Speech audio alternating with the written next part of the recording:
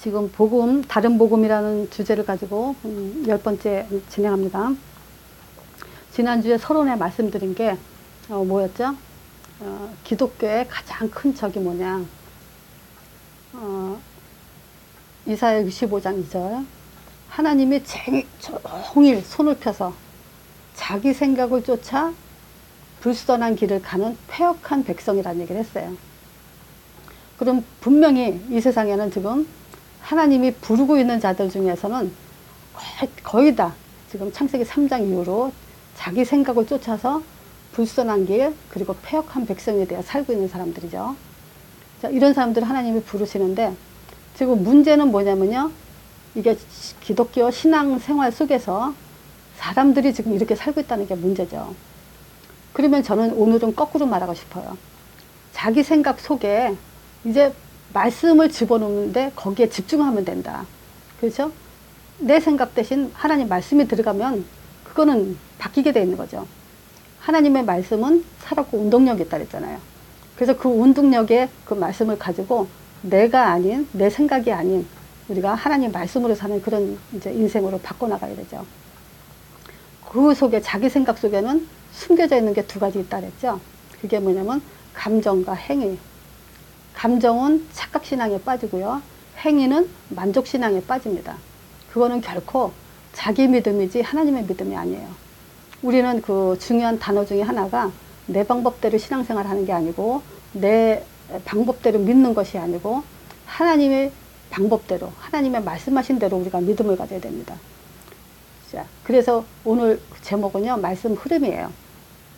이 복음 흐름. 이 시대에서 저는 그래요. 이제는 이 기독교도 사람들의 생각도 많이 발전되고 있죠. 기독교도 많이 발전했어요. 한동안은 이제 어떤 그 부분에 치우치는 그런 그 교회 운동이 있었지만 지금은 가장 많이 강조하는 게 뭐냐면 말씀 강조를 많이 한다고 봐요. 제가 볼 때. 인터넷 사이트에 여기저기 이렇게 뒤져보면요. 거의 다 대부분이 말씀을 강조해요. 근데 그분들이 뭘 하면서 말씀을 강조하냐면요. 신비주의 하면서 말씀 강조해요. 율법주의 하면서 말씀 강조해요. 헌신, 봉사 이런 거 하면서 감정 이런 데 호소하면서 말씀을 강조해요. 그러니까 신자들이 뭐 하죠? 더 헷갈리게 만드는 거죠. 신비주의 하면서 말씀 강조하니까 이 사람들은 말씀대로 하는 줄 알아요. 또 어떤 단어 하나 붙들고 그거 가지고 말씀이라고 강조해버리면 그게 또 말씀인 줄 알아요. 그래서 나는 제일 중요한 게 정말 이 말씀이 중요하고 또 이 말씀 흐름이 중요하다. 정말 우리가 평신도들이 이걸 지금 눈을 떠야 돼요. 서론에 우리가 좀 생각하게 될 게 말씀을 강조한다는 것은 뭐죠? 이 말씀으로 충만해야 된다. 이 얘기죠.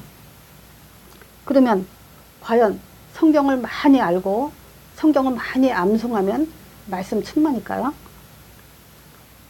말씀 충만에는요. 말씀 흐름을 타는 것이 더 중요해요. 우리가 말씀 흐름을 모르고는 말씀 성취로 갈 수가 없죠. 이 말씀 흐름으로는 반드시 뭐가 하냐면요.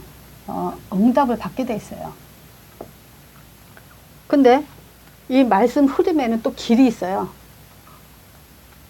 말씀 흐름에는 이 길이 뭐냐면 바로 전도예요.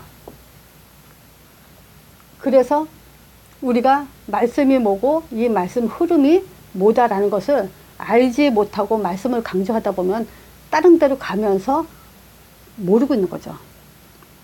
자, 그래서 이 전도를 안다는 것은 거꾸로 말하면요. 길을 안다는 말과 같아요. 또 이 전도라는 것은요. 이 전도라는 흐름을 타지 못하면은 방향을 잃어버리는 거죠.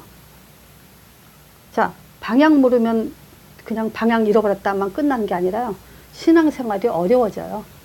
신앙생활뿐만이 아니고 삶도 어려워져요. 그거는 원리예요. 하나님의 창조 원리. 물고기가 물속에, 새는 공중에 살듯이 인간은요. 하나님 형상대로 지음받았기 때문에 말씀 떠나서는 살 수 없고요. 또 이 길, 흐름, 이 전도라는 것을 따로 떼서 살 수 없어요. 자, 그래서 바로 우리는 이 성령 인도가 굉장히 중요하죠.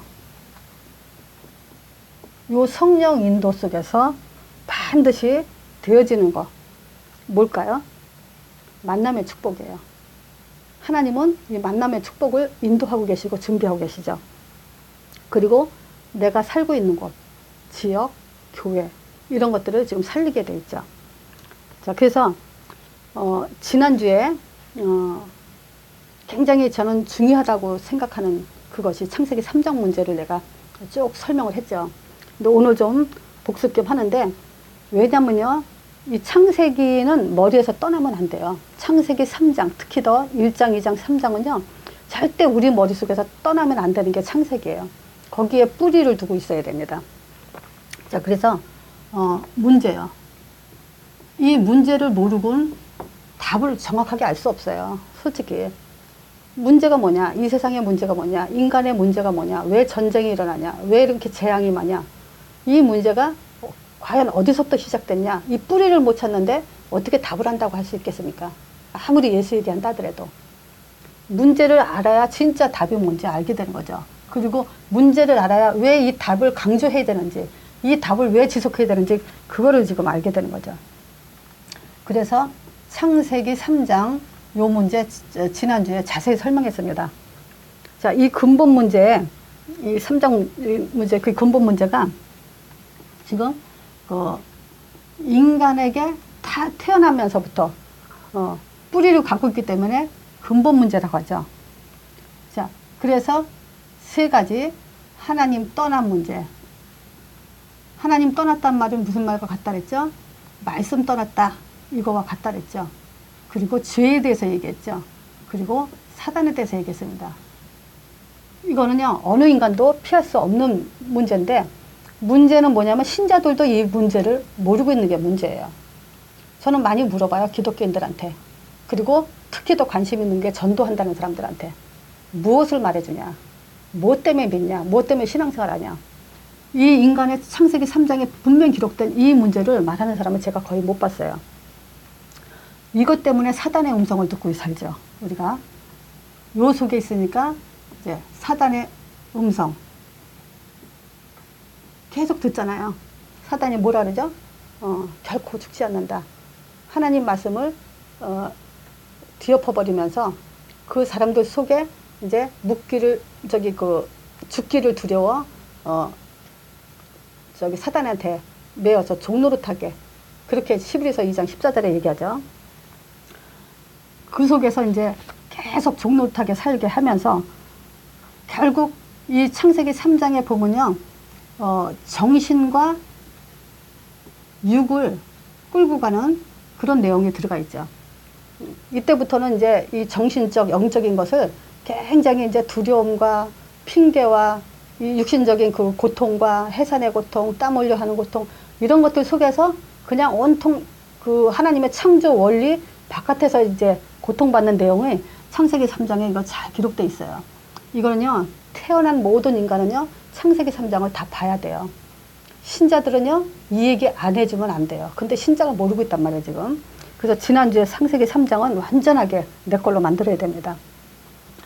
여기서 결과가 나오죠.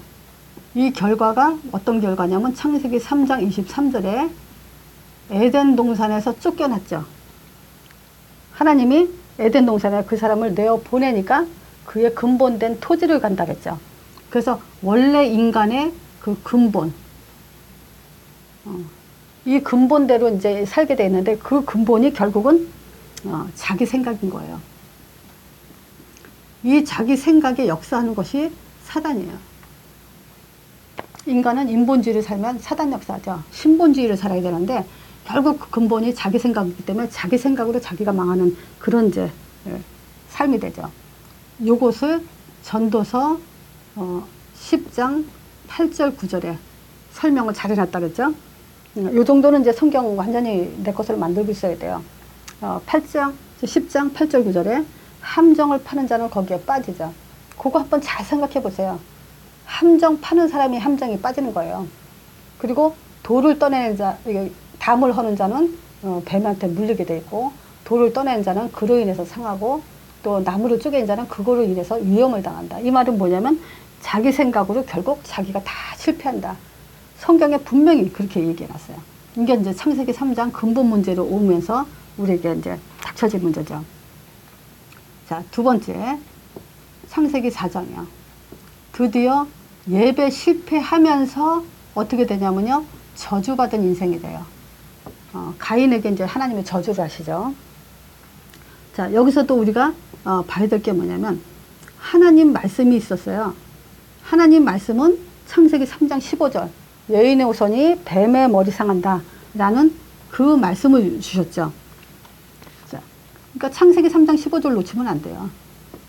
여인의 후손이 뱀의 머리 상한다. 이 말씀을 놓치니까 지금 결국 요거를 뭘로 얘기했죠? 하나님이 아벨의 예배에 대해서 히브리서 11장 4절에 얘기했죠. 창세기 3장 15절을 가지고 있다는 증거가 뭐냐면 여기서 예물이죠. 양의 피. 그래서 저는 그래요. 이거 예배에 대해서 이것도 한번 이제 제가 메시지를 나눴지만 진짜 히브리서 11장 4절에 보면요. 믿음으로 아벨은 가인보다 더 나은 제사를 드렸다 그래요. 믿음이 하나님이 요구하는 것은 예배 이전에 믿음으로 예배를 드리라는 거죠. 그래서 믿음을 보시는 거예요. 근데 그 믿음을 하나님이 뭘로 인정을 하냐면 예물이라 그래요. 다른 게 아니에요. 첫 양, 첫 새끼, 거기에 첫 자도 물론 뭐 중요하지 않다는 얘기는 아닙니다. 근데 하나님이 믿음이라고 보는 것은 바로 양의 피, 예물이에요. 양의 피. 이걸 보고 의롭다 했어요.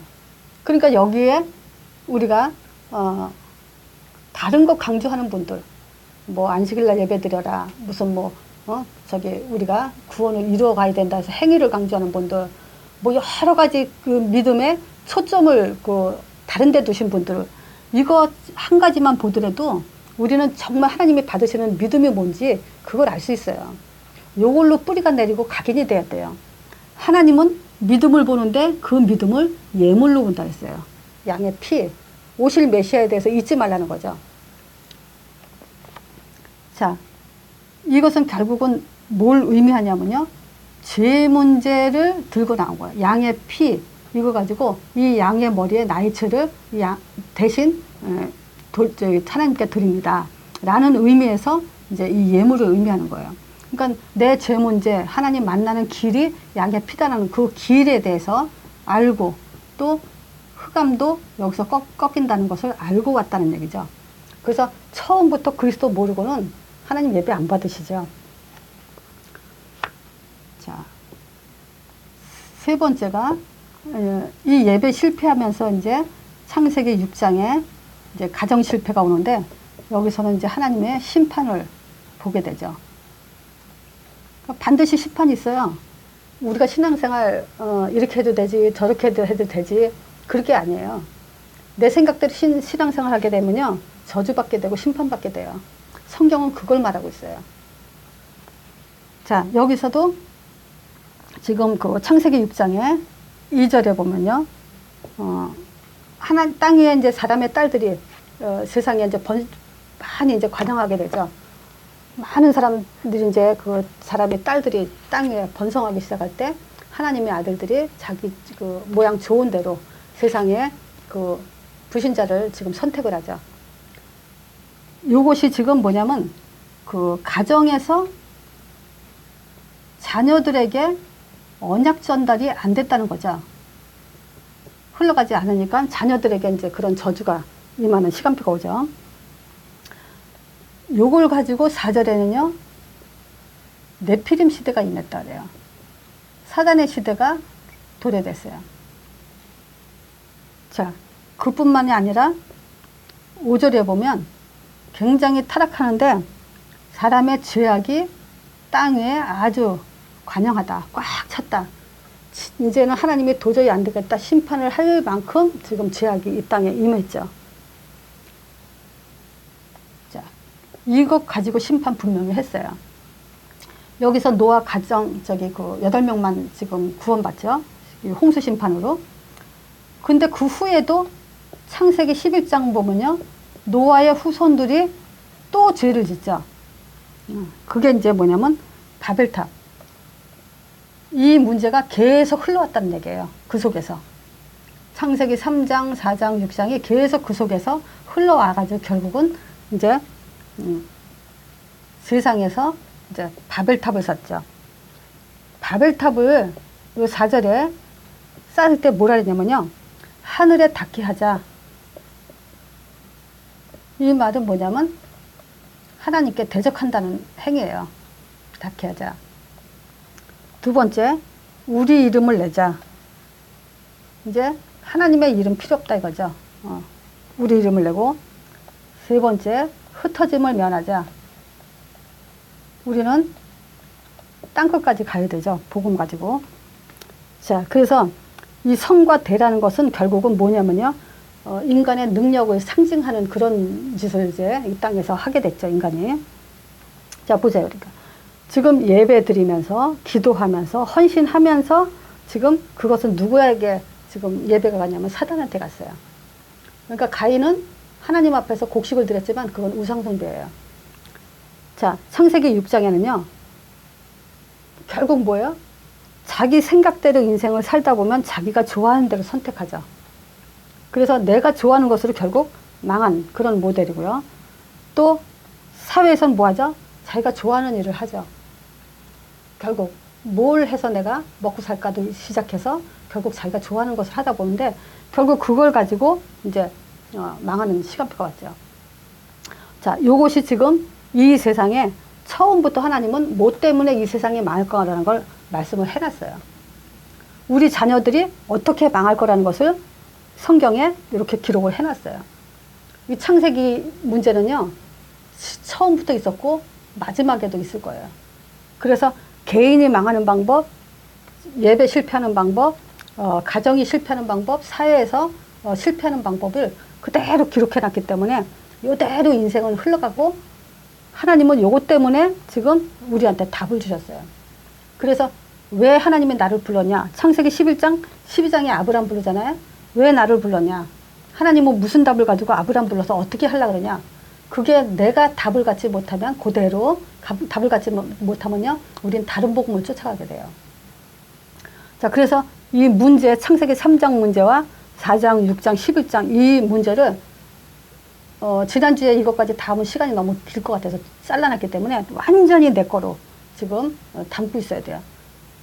자, 그래서 보세요. 이 문제 때문에 구약은 복음 흐름이 어떻게 흘러갔는가. 이제 그거를 이렇게 나누려고 그래요. 자, 구약이요.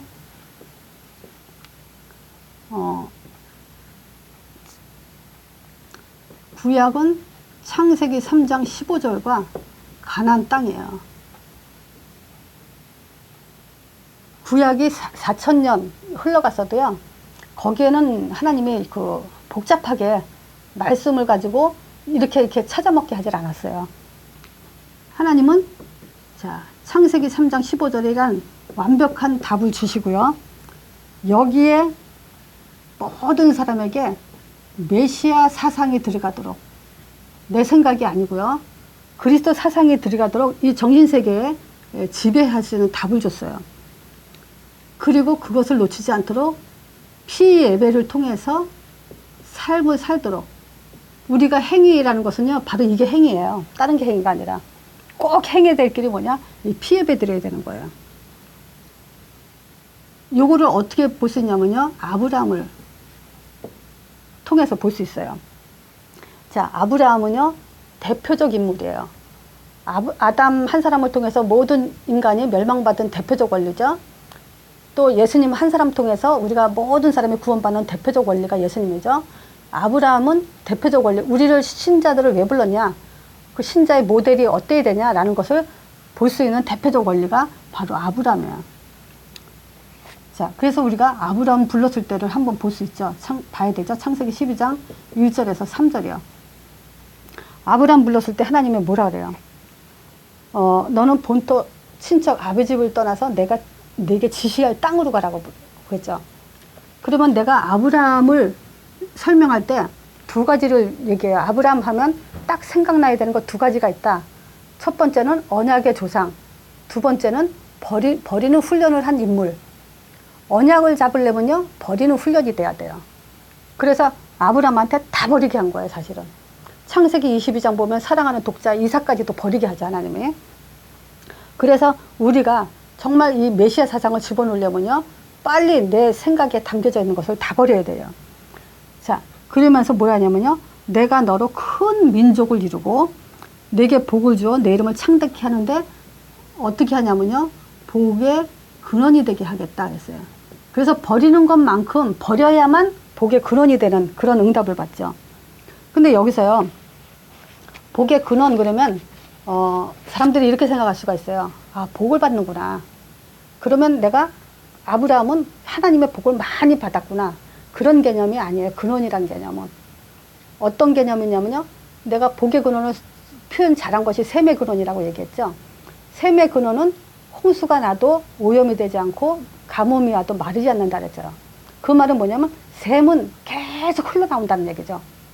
그래서 이 근원이라는 의미는 파이프라는 의미를 담고 있어요. 그러니까 아브라함을 통해서 복이 계속 흘러가는 거예요.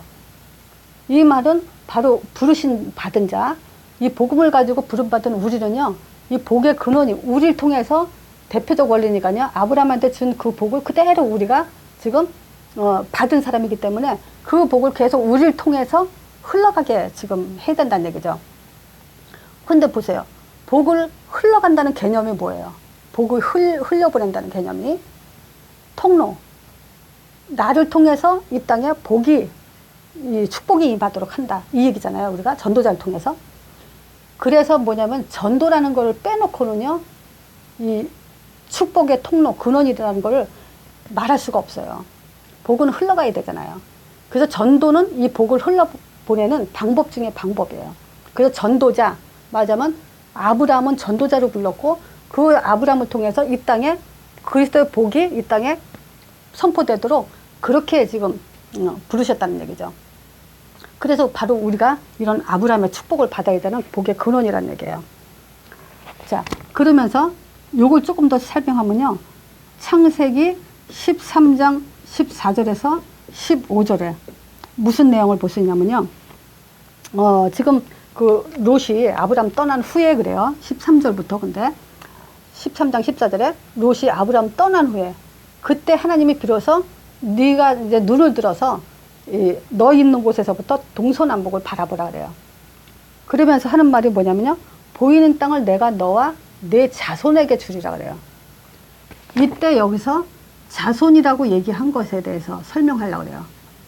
자손은 복수가 아니고 단수예요. 그게 이제 갈라디아서 3장 16절에 설명을 해요. 여기에 하나님이 자손 드리라지 않고 이제 갈라디아서 3장 16절에 뭐라 하냐면요, 이 약속들은 아브람과 그 자손에게 말씀하신 것인데 여럿을 가리켜 자손들이라고 하지 않고 자손이라고 하는 것은 오직 하나를 가리키는 건데 그것이 그리스도라 그래요. 이 그리스도의 복, 그리스도가 아니면요, 우리는 축복의 통로가 될 수 없어요. 하나님은 그리스도를 통해서 우리를 축복의 통로를 삼으시고 또 축복의 통로로 지금 우리를 부르신 거예요. 요것을 창세기 15장에 언약 체결을 한다 그랬죠. 언약 체결. 아브라함 불렀잖아요. 그리고 계속 뭐냐면 아브라함에게 그 명령하는 게 있어요. 그 설명이 여기 이제 창세기 15장에 할 수 있어요. 이 설명을 잘 해놨어요.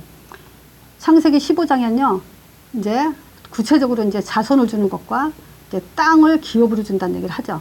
이거를 15장 먼저 창세기 했기 때문에 이거 이제 생략하는데, 이때 우리가 히브리서 6장 13절에 20절, 여기에 이제 아브라함의 그 하나님이 약속할 때 설명을 잘 해놨어요. 자, 하나님이 아브라함에게 약속하실 때 가르쳐 맹세할 자가 자기보다 더 큰 자가 없어요. 그래서 자기를 가르쳐 맹세했다는 거예요. 이렇게 설명을 구체적으로 잘 해놨죠. 그러면서 뭐라 하냐면요, 내가 반드시 너에게 복 주고 복 주며 또 그 번성케 하고 번성케 하리라 하였더니 이제 아브라함이 이같이 오래 참아가지고 그 이제 응답을 받았다고 하죠. 그러면서 하는 말이에요. 사람들은 자기보다 더 큰 자를 가르쳐 맹세해요. 근데 이 맹세는요, 막 사람이 다투다가도 우리가 맹세하자. 그러면 결국 그것이 최후의 확정이 돼버리는 거예요. 근데 지금 하나님은 자기가 약속한 것을 기업으로 받는 자에게 그 뜻을 변하지 않고 충분하게 나타내려고 그 일에 맹세로 보증을 했다는 거예요. 그러니까 이 내용만 보더라도요, 하나님이 얼마나 이것이 간절했을까.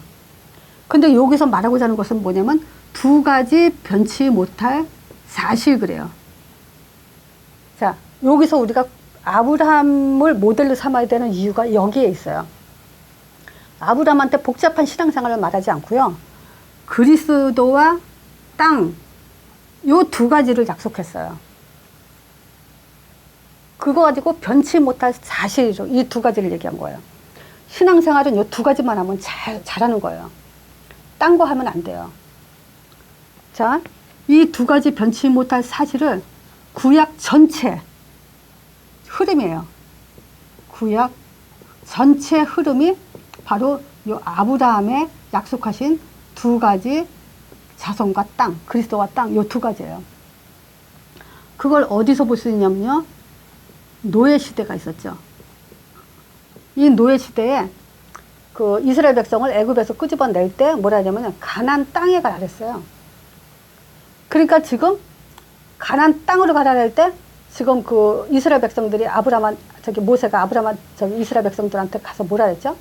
너희 조상 아브라함에게 약속하신 그 하나님이 나를 보냈다. 그 아브라함한테 약속했다는 것은 자손과 땅이라는 걸 이스라엘 백성들은 잘 알고 있죠. 그러니까 보낸 자인 줄 알죠. 그러니까 지금 구약의 전체 흐름은 뭐냐면 가나안 땅에 대한 초점을 두고 있어요. 한마디로 말하면 이 땅은 어떤 땅이죠? 메시아 올 땅, 기업으로 얻을 땅. 땅 얘기예요. 또 포로 시대 때도요. 포로 시대 때도 에스겔서 36장 7장에 이제 잘 나와 있죠. 그 에스겔한테. 지금 그 에스겔한테도 결국 그 포로 생활에서 하나님이 하시고자 하는 말씀은 뭐냐면 내가 또 너희 신을 너희 속에 두어가지고 너희를 살게 하고 내가 또 너희를 너희 고토에 거하게 하리니 너희들이 지금 포로 생활을 하고 있는데 그 가나안 땅으로 돌아보내겠다. 36절에도 그래요. 내가 너희를 열국 중에 치하여 내고 열국 중에서 모아 데리고 고토로 들어가게 하겠다. 결국 계속 땅으로 들어가게 하겠다 이거예요. 그래서 신앙생활은 구약에 잘 믿는다는 것은 뭐냐면요. 아브라함에게 약속하신 메시아 사상과 가나안 땅 요 두 가지만 잘 믿고 있으면요. 믿음이 하나님 앞에 의롭다고 인정받는 믿음이에요. 여기다가 딴 거 더하고 그러면 안 돼요. 여기다 딴 얘기하면 안 돼요. 안식일날 예배드려라. 무슨 뭐 여호와가 하나님이다. 뭐 중요한 얘기지만 거기에 초점 있는 게 아니에요. 하나님은 이미 자기 이름을 드러내시고 우리는 두 가지 믿는 거랬죠. 여호와 하나님 이름 맞아요. 근데 뭐가 있어야 돼요? 창세기 3장 15절 말씀이 있어야 돼요. 그 말씀하신 하나님이 여호와 하나님이에요. 그 창세기 3장 15절 빼놓고 여호와 하나님은 절대 여호와 하나님이 아니에요. 그러니까 자기 생각에 여호와 하나님이고 지식으로 말하는 거고 배웠으니까 말하는 건데 진짜 여호와 하나님은요. 창세기 3장 15절 없이는 절대 상대하지 않아요. 관계하지 않아요. 자, 그래서 대시스면 제가 간단하게 설명하려고 했는데 구약의 흐름은 뭐냐면 아브라함만 보면 된다 이 얘기예요. 아브라함한테 가나안 자손과 가나안 땅에 대한 얘기했고 모든 흐름은 구약의 전체 흐름은 결국 땅 얘기예요. 메시아 보낸 땅에 대한 얘기예요. 신약에 와서는 그 주인공이 오셨잖아요. 자, 오심. 마태복음 1장에 오셨잖아요. 그리고 오셔서 제일 먼저 한 게 뭐냐면요. 선택이에요.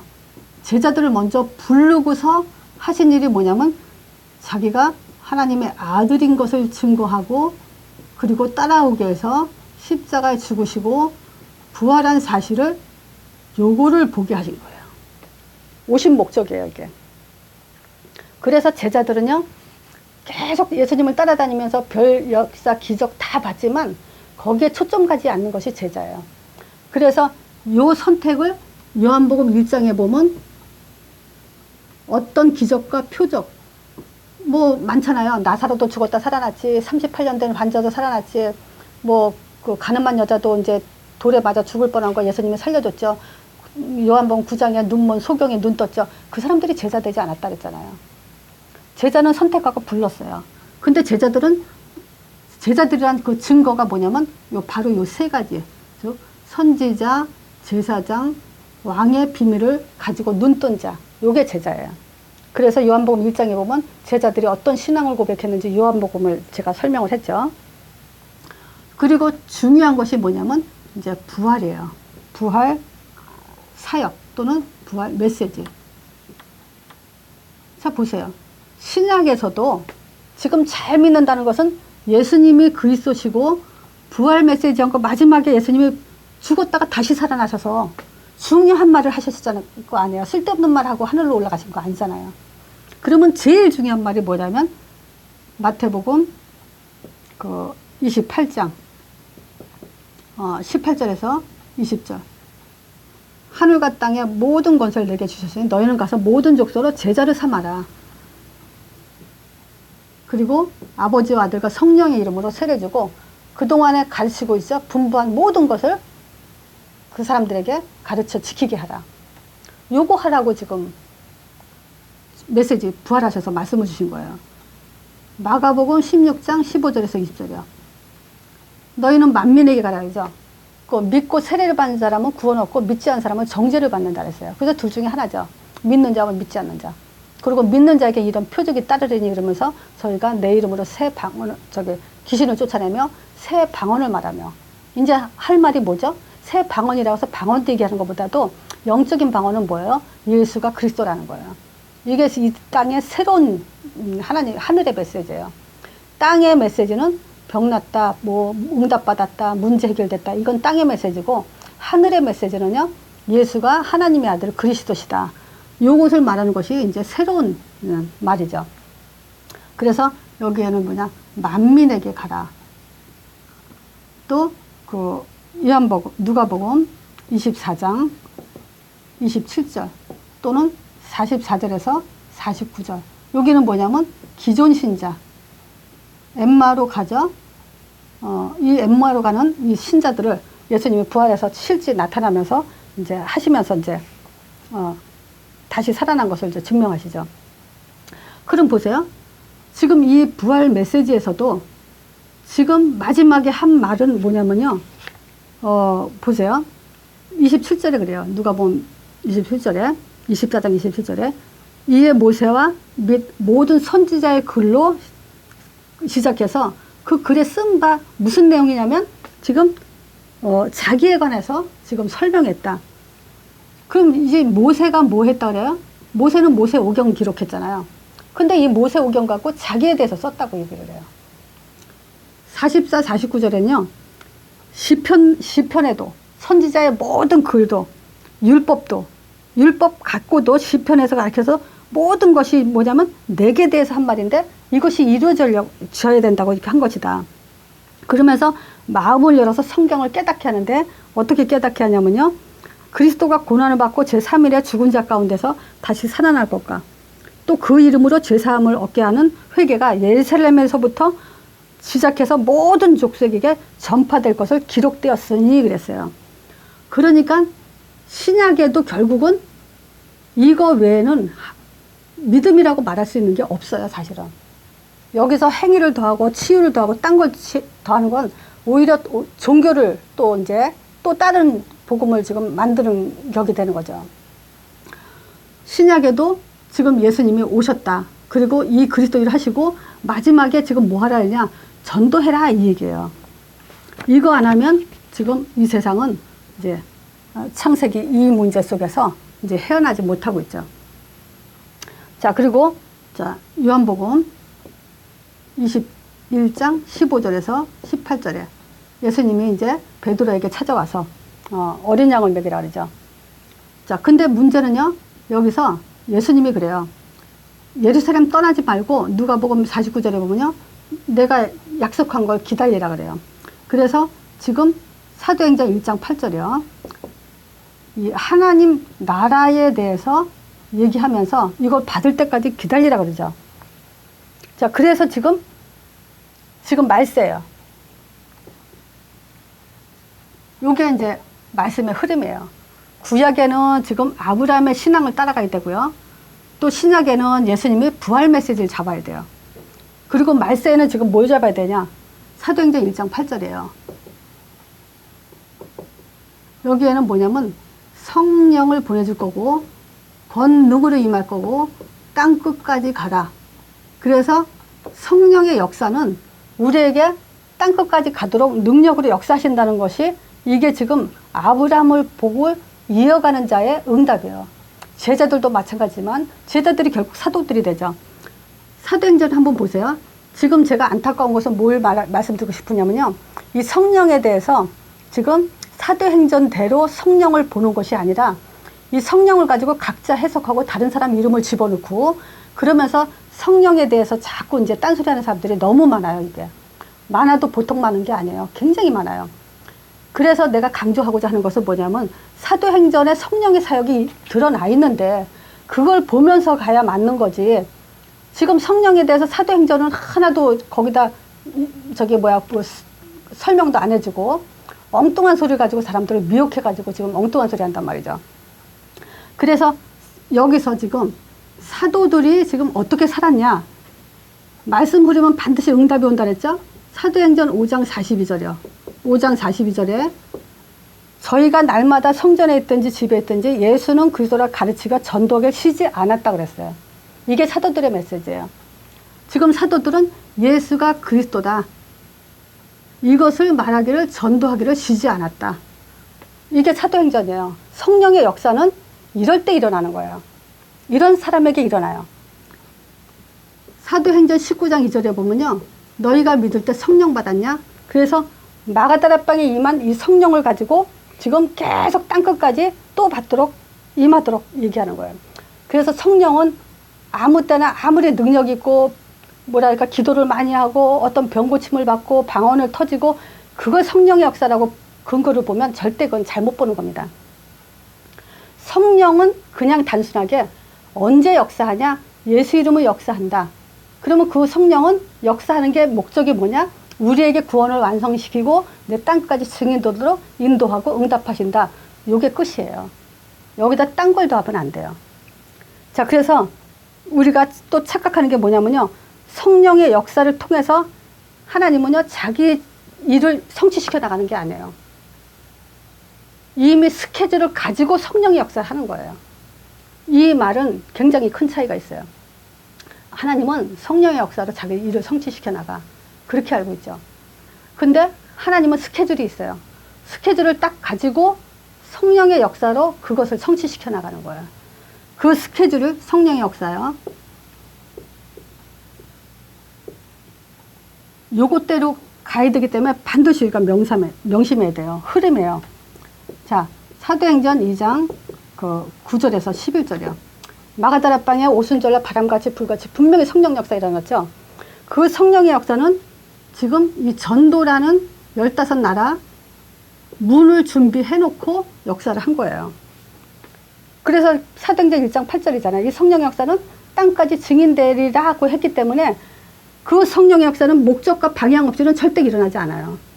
그래서 이 전도라는 답, 또 전도라는 그 문 속에서 성령의 역사는 반드시 일어납니다.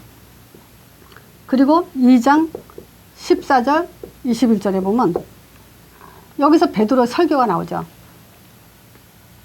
베드로가 뭐라 하냐면 이 지금 성령은 요엘서 2장 28절에 예언된 그 성취다라고 얘기를 해요. 그러면서 하는 말이 뭐냐면 21절에 누구든지 주의 이름 부른 자는 구원을 얻으리라 그래요. 요게 이제 말씀 성취예요. 성령의 역사에 일어난 근원적인 그 초점이 여기에요. 2장 41절에 보면요. 3천 제자가 일어났고요. 또 2장 46, 47절에 보면요. 날마다 모이면서 떡을 떼면서 다시 뭐예요? 예수는 그리스도다. 가르치기와 전도하기 쉬지 않았고요. 그래서 그 성령을 계속 임하게 하는 그 응답 속에서 계속 사도들은 살아나갔죠.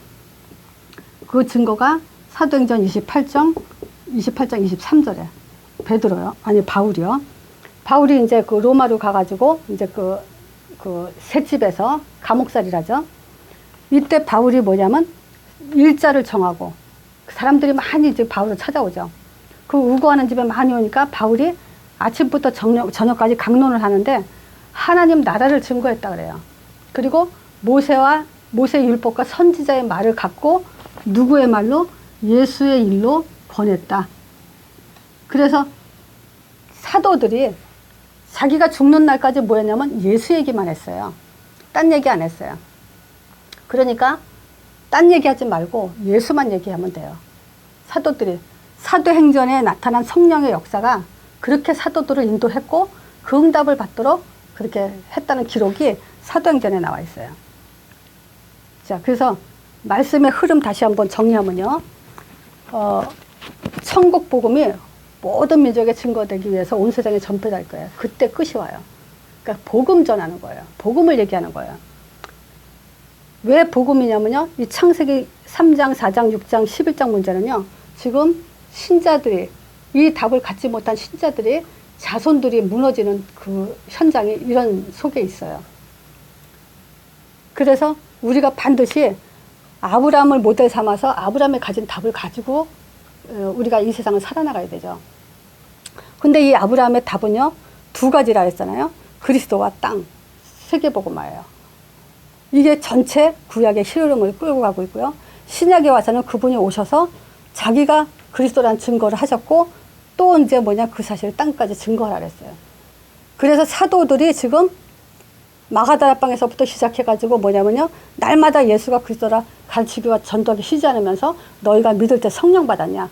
예수가 그리스도라는 걸 가르치고 성령 세를 줘가면서 땅끝까지 증거한 거예요. 이 흐름을 신자가 전체적인 이 흐름을 갖고 있어야 돼요.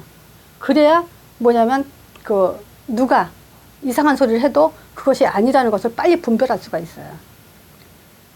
그래서 이거는 그 성경 전체를 한번 훑은 거나 마찬가지예요. 많은 얘기를 할 수 있지만 지금 간단하게 이 정도 키는 잡고 있어야 돼요. 자, 이걸로 마치겠습니다.